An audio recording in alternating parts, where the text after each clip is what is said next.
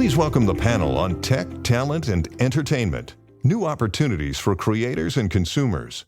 Moderated by Sharanjit Lail, Chancellor, Bath Spa University.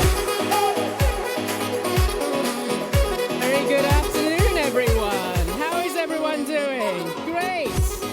Amazing. Welcome to my incredible panelists. A big round of applause, please. I know it's tough. It's just after lunch, but we are going to keep you entertained and wake you up. So there we go. Fabulous. Well, I have the most extraordinary privilege to moderate this panel with some incredible individuals. They have come from all over the world. I'll go ahead and introduce them. Right next to me, I have Jay Brown. He's the co-founder and vice chairman of Rock Nation. He's a partner at Marcy Venture Partners as well. He's worked with Jay-Z, Rihanna, just about everyone you can think of. And next to him, we have Janet Yang, president of Janet Yang Productions. She's also the recent president for the Academy of Motion Pictures and Sciences, and she was fundamental in one of my most favorite movies of all time, The Joy Luck Club. Who loved that movie? I loved it. Thank you, Janet. I know you've done a lot since, but I absolutely loved that movie. And next to Janet is Patrick Lee. He's a co-founder and founding CEO of Rotten Tomatoes.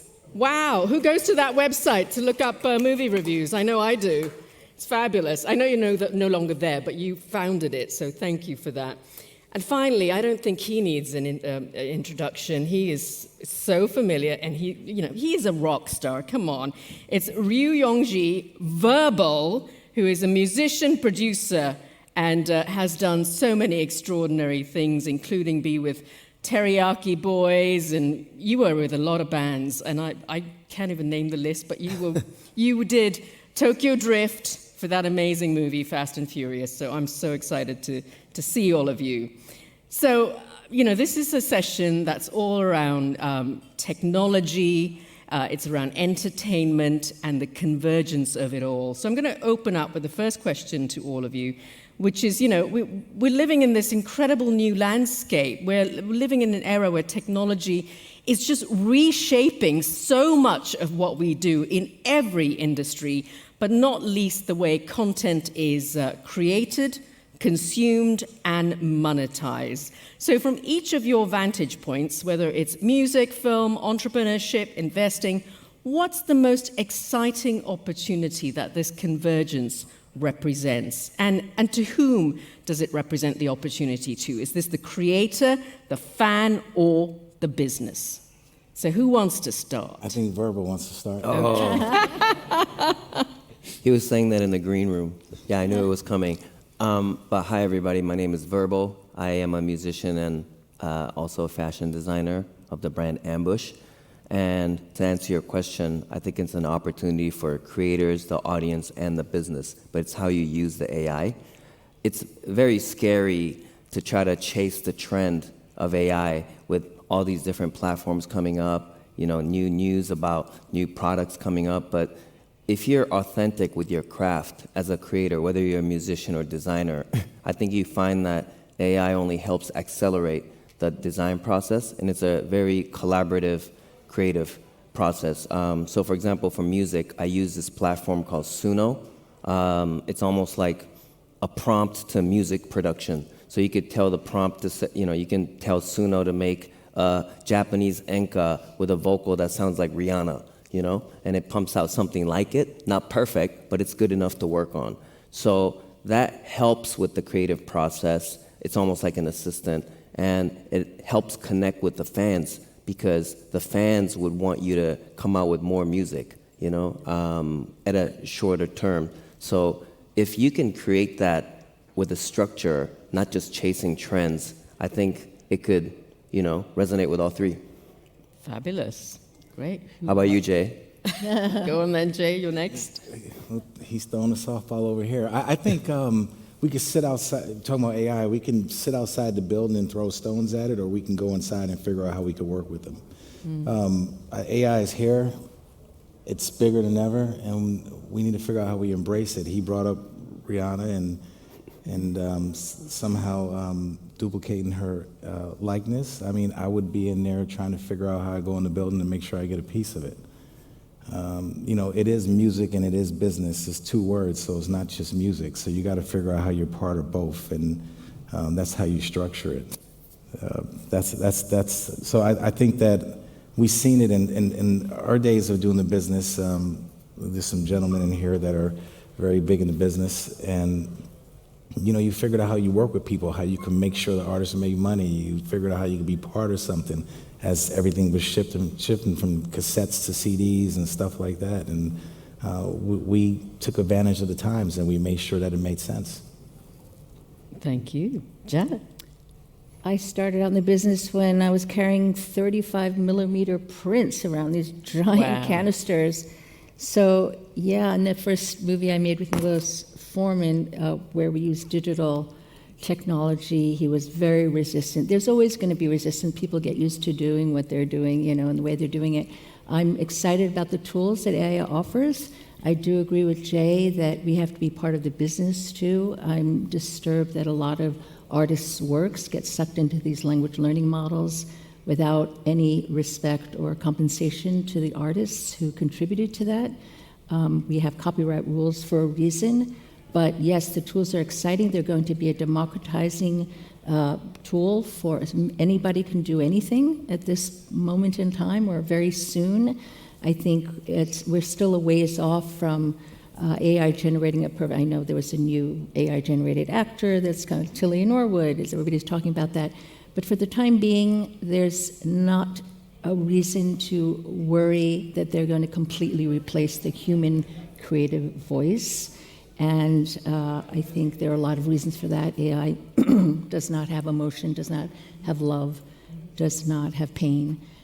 But they're mimicking human behavior, and it'll be interesting to see how we can work with AI to, again, enhance our creativity. Yeah. Thank you, Janet. I'll pick up on some of those things you said earlier, but go on, Patrick, your thoughts. Yeah, what I would say is, like, if you take a step back and you think about technology and entertainment, like, the two of them have been intertwined, like, forever, right? Even from, like, the motion picture camera, TV, cable, internet, streaming, desktop computing, mobile, now AI. Every time there's this wave of technology, everyone kind of has to adjust. I think on the music side, I remember when there was like MP3s and MP3 players and Napster and all that kind of stuff, and there's a lot of adjustment there. There's a lot of adjustment around streaming video, right? I think almost every time there's a strike from any of the guilds, it's always related to something technology that is disrupting. When I think about from the tech side, every major wave of technology, like in my lifetime, it was like desktop computing, then the internet, then mobile, and now, you know, cloud computing, and now AI. Every single time, if you basically got in kind of early, each of those is where these massive, massive companies were created. Like desktop computing, it was like Apple and Microsoft and HP, and the internet was like Amazon and Google. Mobile was like, you know, like Facebook, and cloud was like Dropbox. You know, AI is going to do the same thing. There's going to be a lot of issues, like Janet brought up, to kind of sort out. But it's definitely the next wave of technology. It's going to completely change everything with everything, but entertainment especially. And so everyone's going to have to figure out how to adjust to that. Yeah. So I'm hearing the same thing from all of you. Yes, AI is here. We're going to have to embrace it. Technology is transforming our industries, but we'd be very silly to not take advantage of it. We need to fully embrace it. But there are those issues. And really interesting, Janet, you said it's disturbing. You know, AI doesn't feel the pain. It doesn't feel the beauty of what it is to be truly human. Patrick, as well, you've talked about some of those keen issues. So lots of, you know, you think about the challenges. You know, there's compliance, there's you know, copyright, there's a lack of regulation within AI. So, you know, Patrick, from a platform builder's perspective, as well, Janet, you know, the things that you've done to see this business, the movie business, transform. how can we balance innovation and protect creative rights at the same time? And is that even possible in today's decentralized landscape? And of course, Verbal and Jay, if you want to pick up on those points too, feel free. I'm going to go off topic for a second. You're going to start, okay. When I was a kid, I used to look at this label, and it was so important to the culture.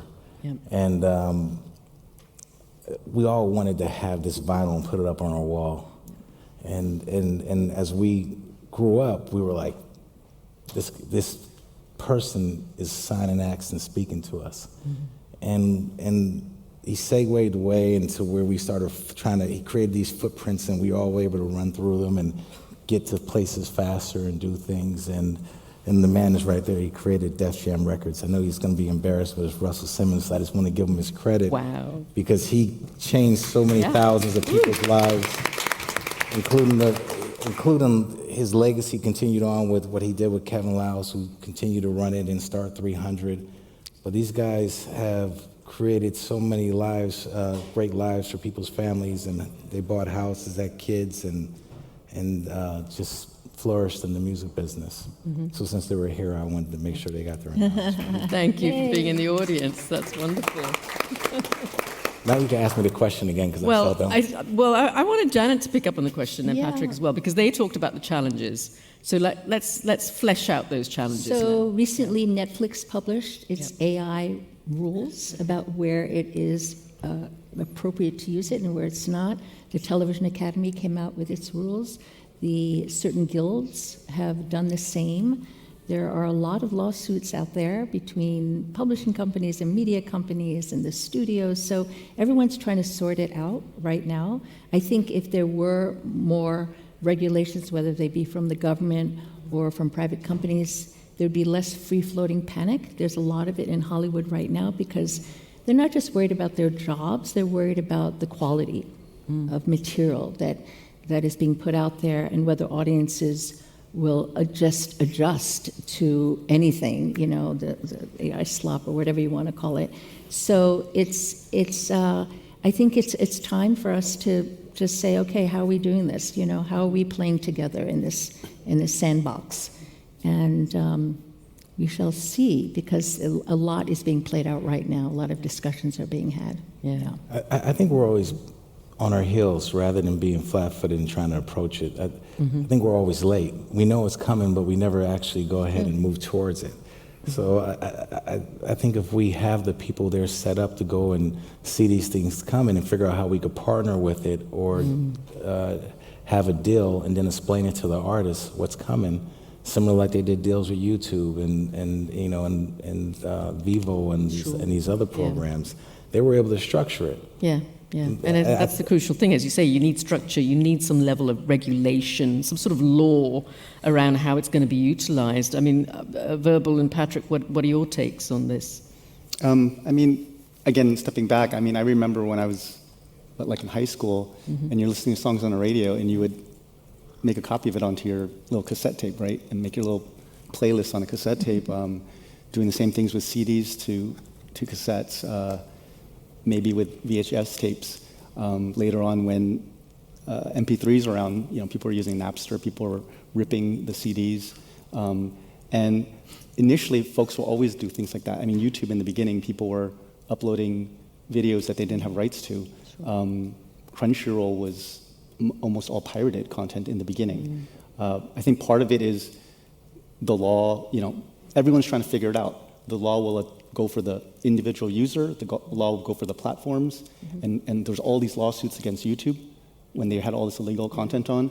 I remember people were suing individual folks downloading on Napster, like crazy amounts of money, right? And eventually it sorts itself out, and I think part of it is the law has to try to, make it somewhat, punishing for having illegal content, but on the flip side, make it really, really easy to actually be legal, and Crunchyroll converted, and now they have like 20 million subscribers or something, and you look at YouTube's traffic, people adjust. There's no more Napster, but then people have, Spotify.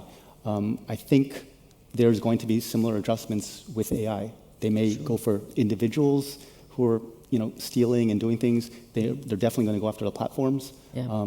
But eventually, there will be new business models that are going to work. Like, ultimately, there will be a balance that is found. Yeah. And how much unless of course Verbal, do you want to pick up on this point before I move on to the next one? Sure. So is it regarding legal implications of the technology advancement? Is that what? Sorry, I was getting carried away with Jay saying and you guys were talking about. Yeah. Okay. Yeah. Well, no, the question is just, what needs to be done in the industry to actually collectively protect creative rights of individuals like yourself, the incredible output that you have given to the planet in terms of your music and your fashion. How do you protect that? And are you concerned there's a lack of protections right now? Right. So music and also fashion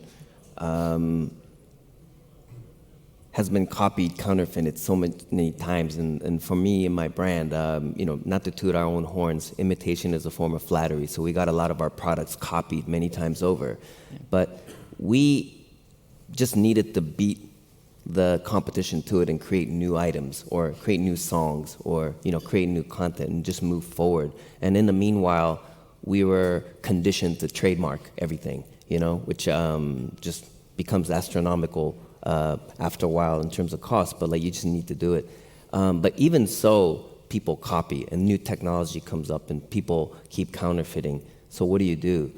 I think, again, chasing after the technology and the speed at which it's moving is very scary. But if you put your foot down and you have the IP, the laws would sort of change around it. Mm-hmm. So I'm from Japan, and my friend, who's the youngest generation CEO of the Fukumitsu Sake Brewery. It's been around for 400 years. Yeah. Hoso Kimono Manufacturing, it's been around since 1680s. He's about my age, and we're always hanging out. They embrace technology. And now, obviously, people don't wear kimono on the streets.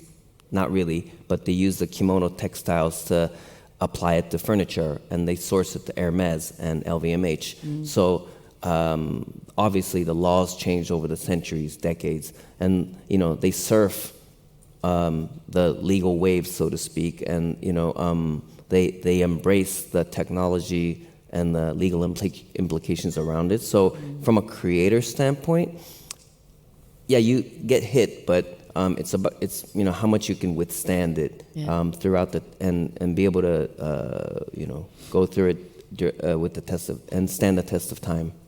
Yeah, absolutely. And it's really fascinating because the last time I was on this stage 2 years ago, I was up here with Oscar winner Ke Huy Quan, who at the time couldn't really talk about the big strike that was going on in Hollywood with actors, writers, creatives. And I guess, would you say that sort of collective vision then wakes up the industry to say, yes, we need the regulation, we need these laws in place that will protect the creative output of individuals like Verbal, like many of the artists you represent, Jay. So what does it take, and does it actually shift things? Does it actually work to collectively perhaps go on strike or say, listen to us, we need more representation?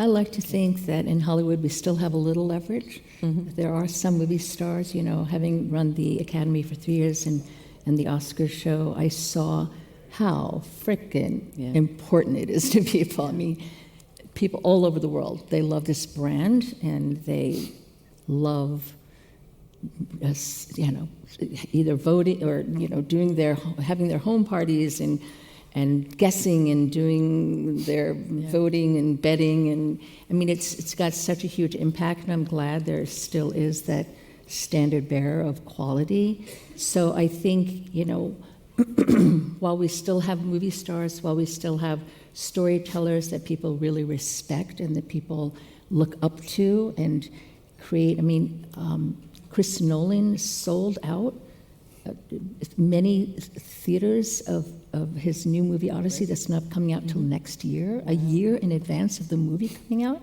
I mean, who are these people? They're fans out there, right? And I think the AI companies recognize that they also have to appease the audience. And I think the court of public opinion would be on our side in terms of respecting artists' rights. Sure. And I think if, there's, again, a lot of star power in Hollywood. For now, there isn't as much money in Hollywood as there is with the tech companies, but something, that ineffable thing, that star thing that people recognize is still some, a bargaining chip that we have. Yeah. And I think I don't think they want to offend all the people that they might really look up to and want to work with one day. Yeah, yeah. Jay? A strike's not happening in the music business. Yeah. I mean, why not? Should it? I think that the music business moves really fast, and the labels will get together and they'll figure out how to structure the deal. They just move after it happens already. But I don't see that happening. I don't see the artists sitting together and say we're going to strike against something. They will form a class action lawsuit against, a person misusing their talent, but also the label will jump on that class action lawsuit and sue as well.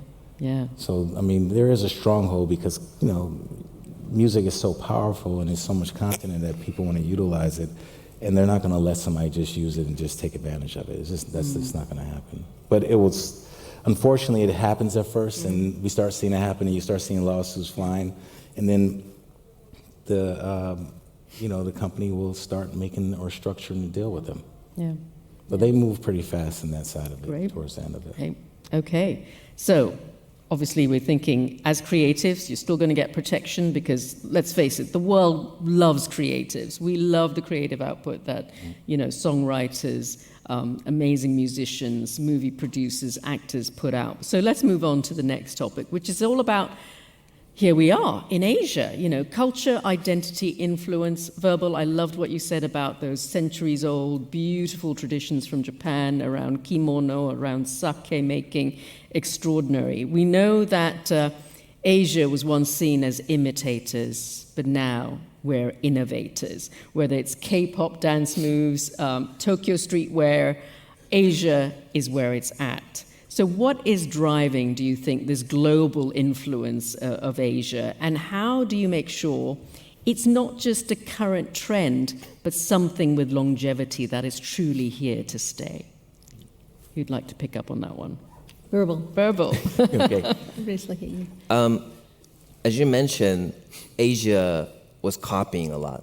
I remember, going to, including Japan, just you'd see like counterfeit cassettes and CDs, and it's like rampant. I remember going to Korea for the first time in 1999, just after I came out with my first record, and in front of a CD shop there was a bootleg CD of my album. But I was actually happy because I was like, wow, that means it's again popular.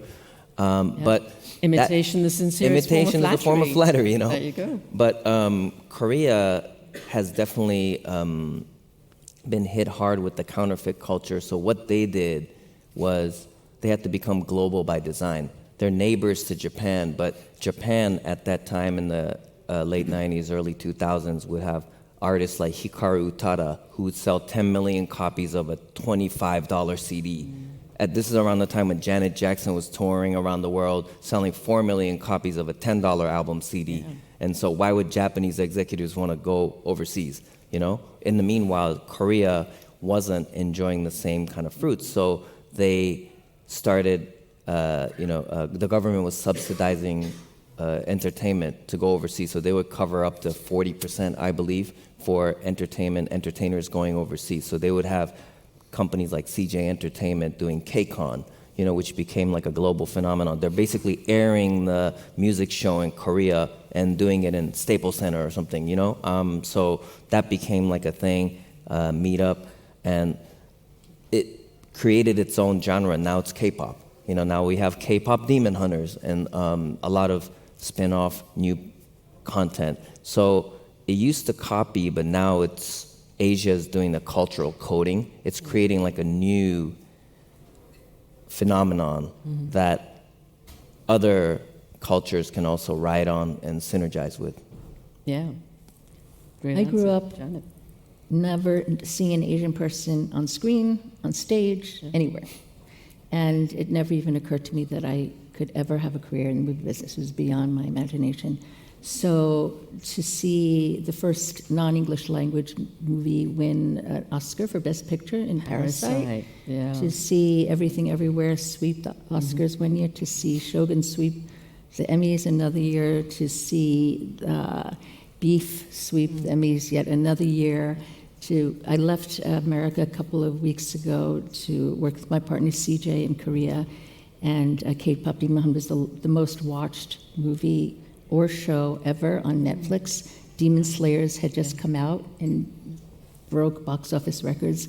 There's something going on here that is almost unimaginable, and I think it's not only what I like to think anyway, is that there's a lot of fresh material that people are really responding to. There's also values underneath that I appreciate from the Eastern culture, and it's also a disruption because of the way in which it was done. K-pop was created not because one individual or another individual just happened to be super talented. It was a coordinated effort on the part of companies with government support, and they just decided this is something that was going to happen and it was going to penetrate global markets. And it's a very, very different from the Western mindset where it really celebrates individual genius or whatever. So somehow now, so many K-pop groups can be successful and attract audiences everywhere. Yeah, yeah. And it's something to get excited about, right, Jay? I mean, I think it's great. I have a different view. I mean, Verbal, everybody's album was being put on the street and duplicated at the same time, counterfeited, so in America too as well at the same time. I think that we have these sense for labeling music and putting genres on it and calling it K-pop. It's pop music. It's big. So what's going to happen at the award show? You're going to sit there. You're going to say, okay, the best K-pop category, or should it be classified as the best music category, pop category? That's true. But they're not being represented at the Grammys. I know they're not on the Grammys, but if you segregate it like we're doing right now, and we do that, it's music. It's great music. It's big, and it's not going anywhere. I believe that Teddy that does Black Label. I think he's doing a phenomenal job. He's been doing it for years. What Verbal was doing and stuff like that for years. Utada actually, who was went through Def Jam in America, you're right, she was selling those type of records and she had mass distribution everywhere. I don't think anyone, when she came through America, Utada, they didn't say she was, a J-pop artist. They just said she was an artist. So I think that we have to figure out how do we reprogram people to know that music is music, and that's just great music. I agree, but I have to say my experience, because one of my goals when I was running the Academy was to internationalize membership. That's right. And we immediately saw the change in results. Got it. When the members who are voting are from everywhere, then there's a much greater possibility that the music they're celebrating is from everywhere. Yeah, in fact, that brings me so nicely to the next question. I don't think it stops it from being anywhere, because they are Korean, so the thing is, or they're from Japan or wherever the artist is from, so it's going to make the people know where it's from and they'll register. My thing is just on a whole overall situation about genre Pacific, and we've been battling genres forever. They called Michael Jackson R&B. Michael Jackson came out and said, I'm the king of pop. They didn't call him the king of pop. He told you he was. And he was the first person of color ever to be played on MTV. But I think Patrick, go ahead. Sorry, real quick. I think it's also quality, and it's something different. In the States, like, when you think about the music or you think about the animation or the stories, people are kind of getting tired of comic book stories. So I think, and when you look at anime, even back in like the 80s, 90s, you had like the West was like He-Man, and in Asia, the stuff was just it's like Akira. It's like a whole nother level. And even now, when you look at the top anime, the level of animation, the kinds of storylines they have are, I would say, in like an order of magnitude better than most of what you see coming out of the States. And the K-pop, the K-dramas, I think it's just really high quality, and it's something different than what you just see. And when you have things like Netflix and these platforms that let you see the whole world's content, people are like, oh, I actually like that. I mean, it's just like you can't have hamburgers every day. Every once in a while you want some sushi, or you want some Korean barbecue, or you want some Chinese food. I think it's the same thing. Yeah. I mean, the quality is superb right now coming out of Asia and elsewhere. But I just wanted to pick up on Janet's great point, which is, yes, you know, Janet, until you went to the Academy and there was more representation at the top, it didn't change. It's been 10 years since the hashtag Oscars So White, 10 years. And we have seen those award winners come in play, and that's been fantastic, the likes of Parasite, Everything, Everywhere, All at Once. But I guess my question to that is, yeah, I mean, it's a shame we haven't really seen that at institutions like the Grammys and, you know, these big global awards shows, you know, with Blackpink, Beyonce, let's face it, Black and Asian narratives now dominate the globe, and that is a fantastic thing. So why isn't that diversity being reflected at the top when it comes to music? Because we've seen it happen with the movies, but it hasn't happened in the music business yet. That's for me, you're saying. Yeah, yeah. Sorry. Yeah. Why aren't there more Jay Browns, like, at the top when it comes to, like, the Grammys? Well, I'm not an artist, but I mean, but on the business side of it. Yeah. And you're going and talking about diversity. Diversity at the executive level, at every level. So there's more representation. On the women's side of it, I mean, overall, yes, there's not a lot of representation as there should be at the top. There's a couple things there too as well. Not to give no excuse for the major labels. I don't know on the women's side, outside of, they had Julie Greenwald. She was great. She's no longer with the Warner system, but she was probably one of the greatest female executives of all time. And they had Sylvia Rhone, who was one of the greatest executives for 5 decades, and she just retired out of Epic and being a chairman of Epic. I don't know how many other women are in that seat, but between those two women at that moment, I don't think there's any really women are running labels in the major label group right now, but I could be wrong. Calling all executive women everywhere. But Go into the there are a lot of music great industry, executive women, and there needs to be more put in those seats, and it's not there. But you know, I came up in the business, but also I came up, like I said, you know, I wanted to give the respect to this gentleman because he started a company from scratch because there wasn't a company for him to be in. So looking at what he was doing, and it made us think about starting our own. We wanted to be entrepreneurs. We didn't want to be employees. We wanted to be employers. Yeah. And that's what we started doing. So we started building the base off of that. So instead of, we learned from being in the system because there was windows that were provided for us to have an entry there. But then we learned that as he was kicking down doors, we had to kick open our own doors, and we started doing that by being entrepreneurs and doing our own thing. Yeah. And that brings me to the other great point. You know, Patrick, you're an entrepreneur as well. You created that space. So if you don't see it being represented, go out there and create that space for yourselves. So I guess my next question, we've only got 10 minutes. How did the time speed by so fast? Because I haven't got to the other big question, which is around the democratizing of what is going on now with social media, with all of the different platforms out there. Anyone can be a creator. So, you know, to some extent, the gatekeepers who were the movie studios, who were the music production places, they may not have as much influence because everyone in this room can go out there, put together a great song or a great clip or a movie and just get it out there. So things have changed in the industry. Is this something we should be embracing or something we should be a little bit fearful of? Based on the fact that you're all from those traditional industries, or at least you've come up through more traditional routes?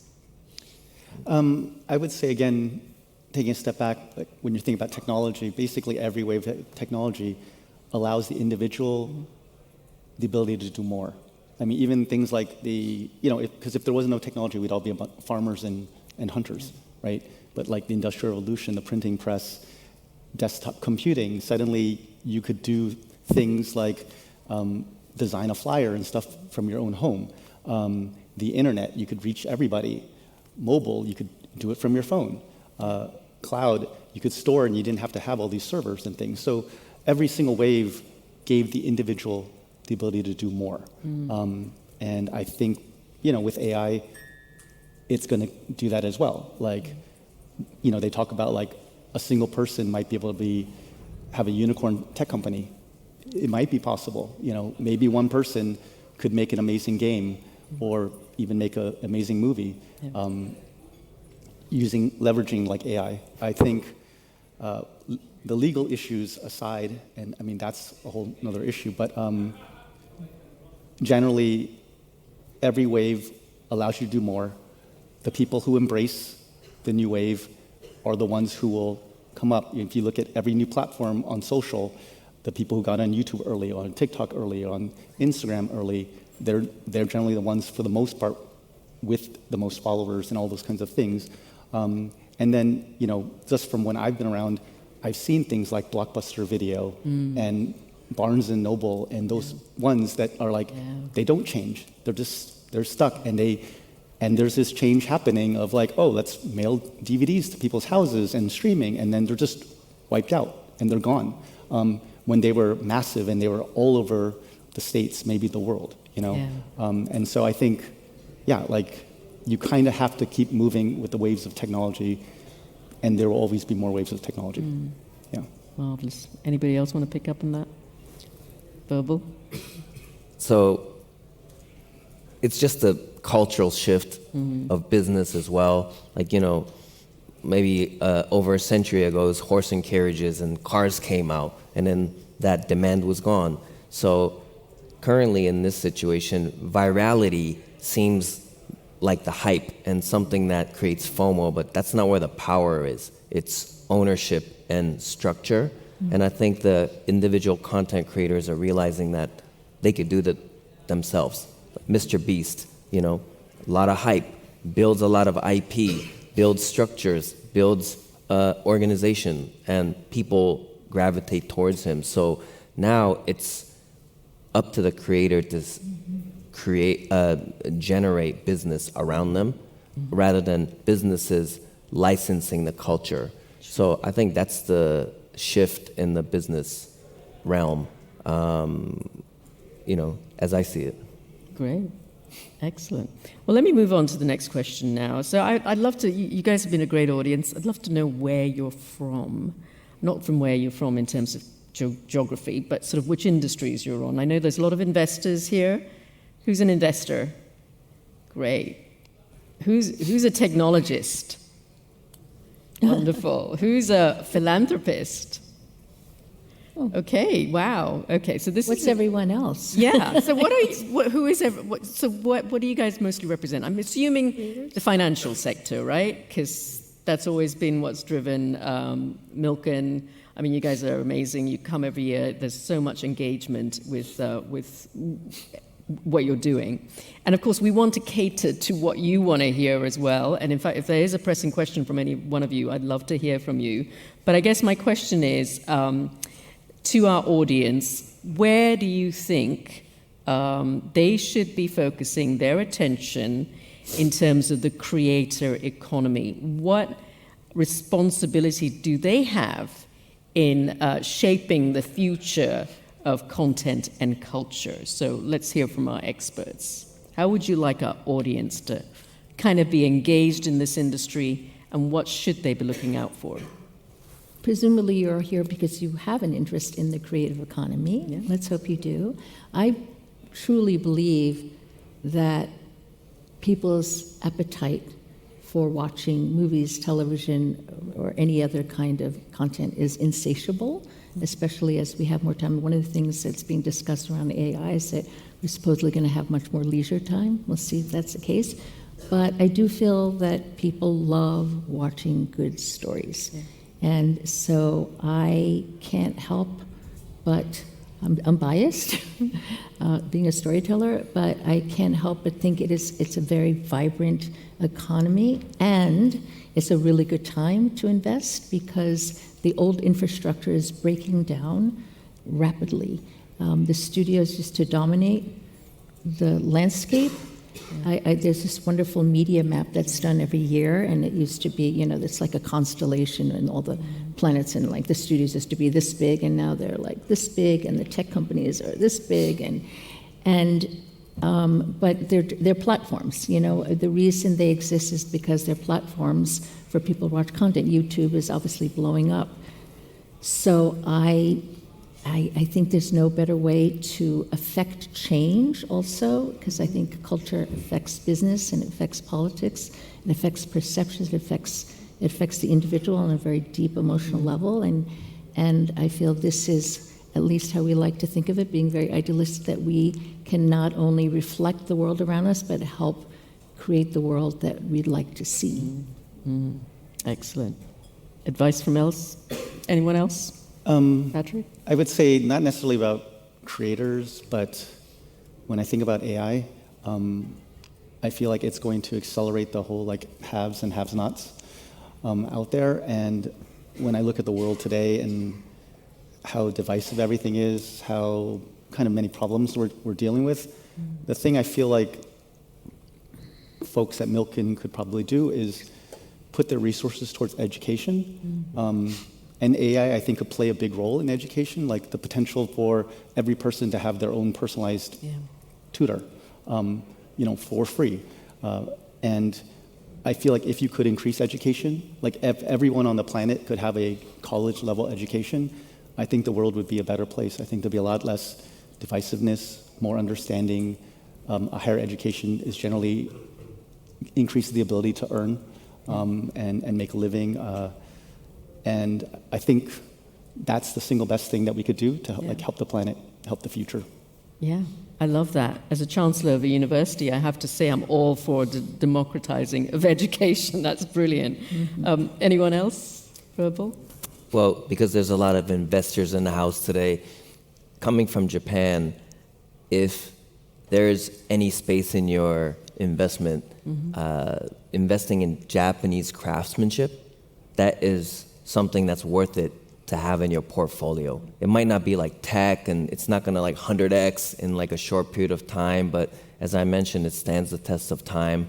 There's so many breweries in Japan right now going out of business just because they're mom and pop shops. They make award-winning sake, but they just don't do social media, or they don't know how to do e-commerce. It's very simple business applications that could accelerate the business. So with a little bit of a business acumen and advisory to some of these craftsmen, I think it could, in education as well, it could very much help support the culture and drive a big business. For example, sake is the only category that a company like Suntory hasn't really touched because it's unique. It's not like whiskey that could age and appreciate.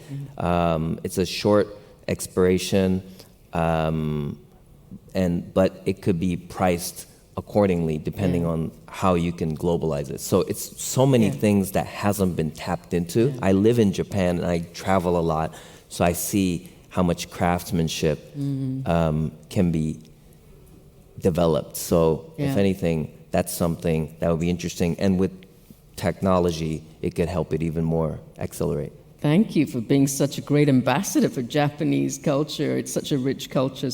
But I guess we could speak for that across the world. There are all these extraordinary things that need to be saved. Jay, your thoughts? Verbal has his own sake. Anybody wants to invest? I didn't mention that. We need to go and have a round That's of why it I'm after, into it. after this to celebrate. Listen, content is always king and queen, and we have to continue to invest in content, great content. And but we don't know what great is until it comes out, until somebody sits there and Danes and says, this is great. So we have to let people be free and be true, and we can't stop artists from being artists. Creativity and artistry cures the world. It cures everything. You bring good music, it brings good people. You keep gotta fusing that together.